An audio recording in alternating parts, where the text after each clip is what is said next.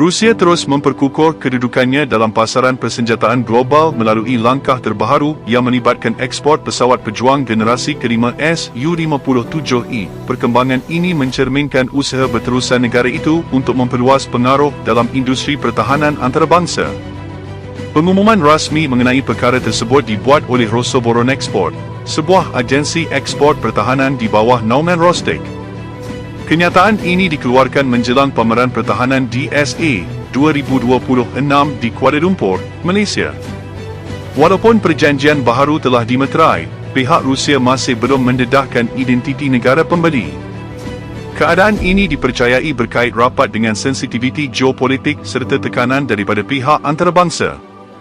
Rosoboronexport memaklumkan bahawa minat terhadap pesawat pejuang generasi kelima keluaran Rusia kini semakin meningkat.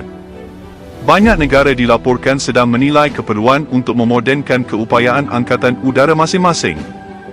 Algeria dipercayai sebagai operator luar negara terawal bagi pesawat pejuang Su-57E.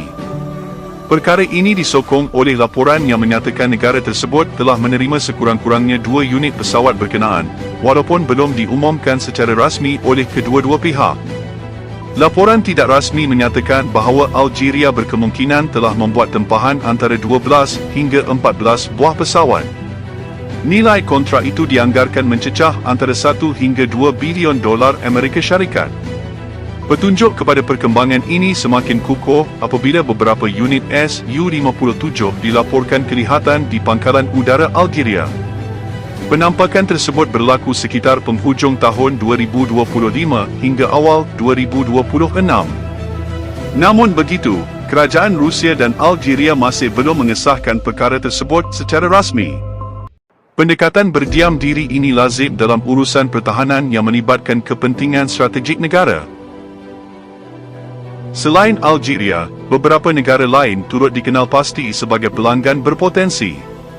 Antaranya termasuk India, Malaysia dan Indonesia yang mempunyai pengalaman luas mengendalikan pesawat keluaran Sukhoi. Negara-negara ini mempunyai kelebihan dari segi keserasian sistem serta latihan sedia ada.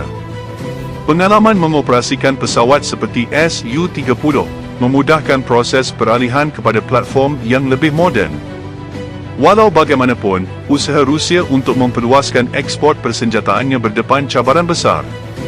Sekatan antarabangsa, khususnya di bawah Undang-Undang KASA oleh Amerika Syarikat, menjadi halangan utama. Sekatan tersebut boleh memberi tekanan ekonomi kepada negara pembeli. Justru, banyak negara perlu membuat pertimbangan strategik sebelum memeterai sebarang perjanjian pembelian. Dari sudut keupayaan, Su-57E menawarkan teknologi yang setanding dengan pesawat pejuang generasi kelima lain.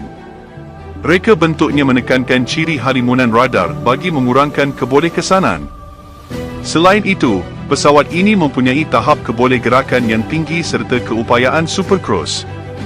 Ciri ini membolehkannya terbang pada kelajuan supersonik tanpa menggunakan afterburner. Pesawat ini juga dilengkapi dengan sistem penderia canggih. Antaranya termasuk radar AESA dan sistem pengesanan inframerah yang meningkatkan keupayaan pengawasan serta operasi udara. Rusia turut membangunkan enjin baharu dikenali sebagai Izdelia 30 bagi meningkatkan prestasi pesawat ini.